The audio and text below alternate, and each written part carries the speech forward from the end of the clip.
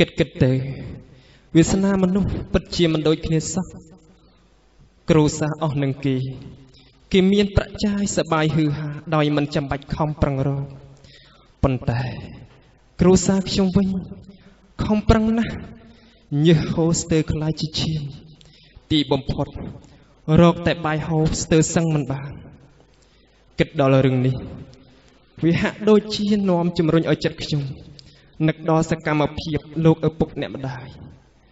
ដែលលោកខំប្រឹងប្រែងពុះពៀចិញ្ចឹមកូនប្រុសស្រីដោយឥតមានត្អូញត្អែហើយព្រោះតែរឿងនេះហើយ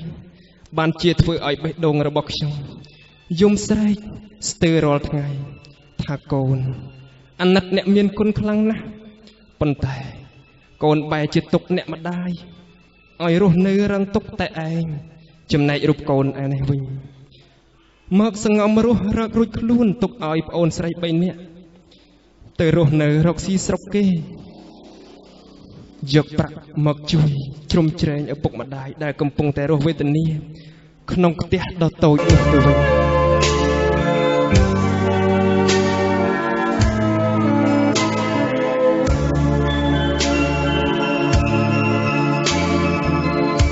ផ្ទះតូចចិត្តផ្លូវនៅក្បែរតាមខ្វិតជំរងជីវិតនឹកឡើងខ្លោចចិត្តអាណិតអ្នកម្ដាយអងរឹងធ្លាប់ដេកនៅក្រោមលប់ស្វាយពេលលិះរូបកូនឃ្លាតឆ្ងាយទុកឲ្យអ្នកម្ដាយរងរងទុកខាពុកញៀនស្រវឹងមិនដឹងត្រូវខុសរត់រាករឿងឆ្លោះ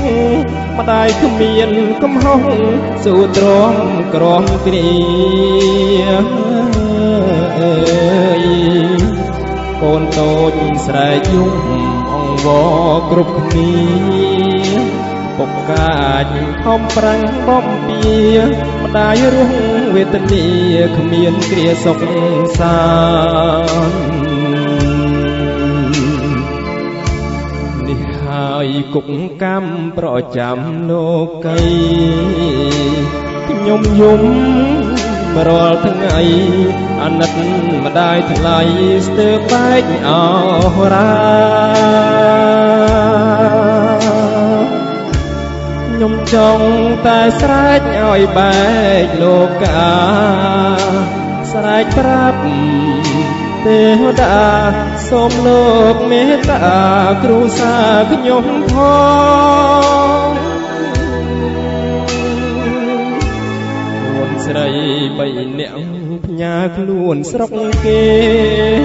មានពេលទុំនេសង្ឃឹមបានលះ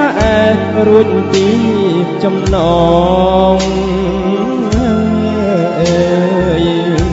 ឃ្លាតពុកឃ្លាតម៉ែឃ្លាតអូនឃ្លាតបងអំប្រឹងពុះពីហែលឆ្លងឲ្យរួច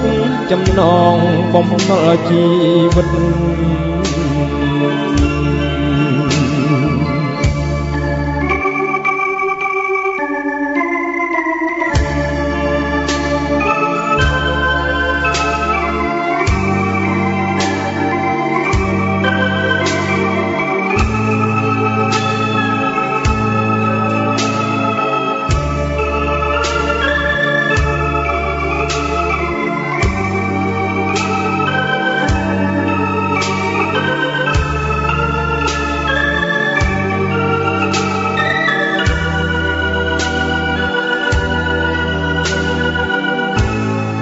ស្រី3នាក់ផ្ញើខ្លួនស្រុកគេមានពេលទុំនេសង្ឃឹមបានលះរួចពីចំណងឃ្លាតពុកឃ្លាតម៉ែឃ្លាតអូនឃ្លាតបងអំប្រឹង